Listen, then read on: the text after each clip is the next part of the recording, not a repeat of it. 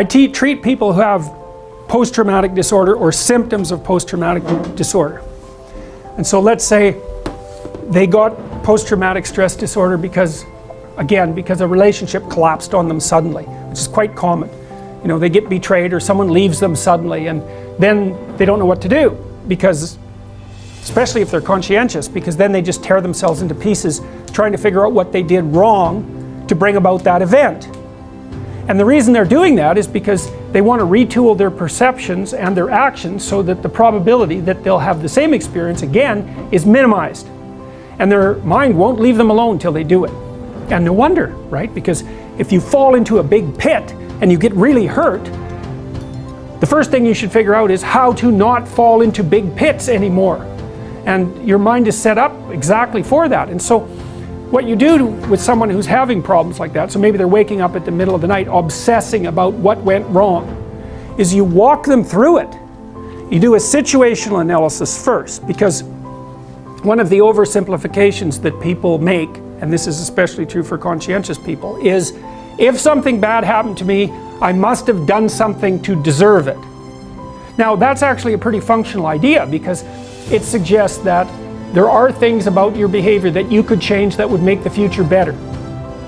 But the problem is that, say if it's the collapse of a relationship and you've been with that person for 8 years or longer, well, you did so many things with them that the idea that you did something wrong pretty much extends to every single thing you ever did with them.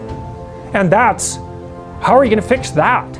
And so that's part of the trauma, actually. The trauma is 80 million snakes all at the same time. It's like, well, forget it. You don't have time to go through all that material. And so partly what you do is with people, and this is what you should do with yourself too, is you do a situational analysis. It's like, don't be assuming necessarily that the thing that happened to you only happened to you because of what you did or didn't do. There's all sorts of factors at play. So one of the things that sometimes I do with clients is, if they were in a relationship and I can get some reasonable personality information about both of them, I can point out where they were temperamentally incompatible. You know, like if you're a highly conscientious person and your partner is very, very low in conscientiousness, it's like, well, good luck to you two. How the hell are you ever going to work that out? Because you want everything to be exactly where it's supposed to be, and you're working all the time, and your partner could care less whether things were where they're supposed to be, and they're not going to work. And you can butt heads about that forever. The probability that you're going to shift it, you know, except to some minor degree, is very, very low. And so sometimes you end up with someone with whom you get along very well on one temperamental dimension, and you're an absolute catastrophe on the other 4. And the probability that you're going to be able to mediate a huge temperamental difference is extremely low. You wouldn't expect yourself to mediate a huge intellectual difference, right? You're going to make the other person smarter, or maybe you smarter, depending on who you're with. It's like, no, probably not. A bit, maybe. So you do a situational analysis. And so what you're trying to do is to extract out information from your past and your present that will enable you to conduct yourself properly into the future. And so that's another example of the pragmatic element of thought. Well then, within the brain itself, apart from the major subdivisions which we just described, there are minor subdivisions, and here's a bunch of them listed: the caudate nucleus, the cerebral cortex, the huge newest part of the brain that's about a square meter. If you unfold it, it's all folded up, and most of the processing occurs right on the surface. That's the idea anyways. The thalamus, that's a place where a lot of the information in the brain appears to be integrated. The cerebellum helps you with balance and the sequencing of complex motor activities. The hippocampus, that's the one we talked about before.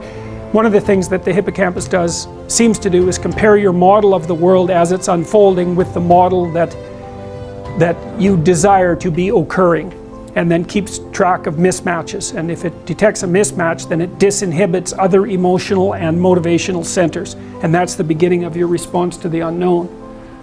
So one of them is the hypothalamus. I'm going to concentrate on it for a bit. It's a little tiny part of the brain that's pretty much at the top of the spinal cord. See, it's really small compared to the rest of the brain. Now, it turns out that imagine this is a cat brain for a minute, and you take off the whole cat brain except for the hypothalamus, which which people do. You take off the whole cortex, for example, and then the cat's still alive if you do it carefully, but it doesn't have much of a brain, and so you might think, well, that cat would just do nothing, but cat's actually pretty functional if it's reduced just to its hypothalamus. And that's because the hypothalamus is an incredibly important part of the brain, and it provides what I would say constitute the major frames, the major psychological frames. And so like a decorticate cat can still eat and drink and regulate its body temperature and engage in defensive aggression, and if it's female it can still mate. Male can't, because the male mating behavior is more complicated. And as long as you keep it in a bounded environment, it can function reasonably well. It's hyper curious though, which is very weird, because you wouldn't expect a cat with no brain to be curious about anything, but a cat with no brain is curious about everything.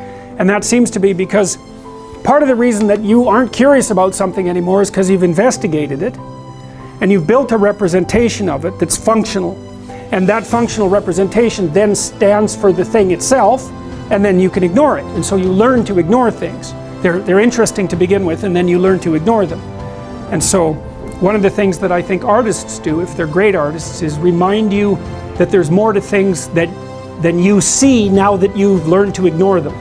So you get a kind of a hallucinogenic painting of flowers like Van Gogh might produce, like his famous irises, which I think sold for like $220 million or something outrageous.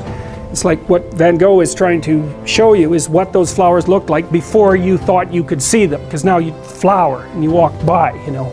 You don't see it at all because you're off to get a peanut butter sandwich or something. You don't have time to glory in the wonder of the world, you know. You've got something practical to do. It's not a thing, it's a whole bunch of things, and then it's one of those horrible whole bunches of things that are made out of even more bunches of things, and they're made out of more bunches of things. And what's really interesting about going down the body from an analytic perspective is it doesn't seem to get less complex as you go farther down, you know. Like, this is something to consider very carefully when you're thinking about the terminology that psychologists use, or that you might use to describe your own behavior. Because, you know, you can roughly, there is a psychology of motivation and there's a psychology of emotion, and you might think, well, emotion and motivation are categorically different entities, but they're not.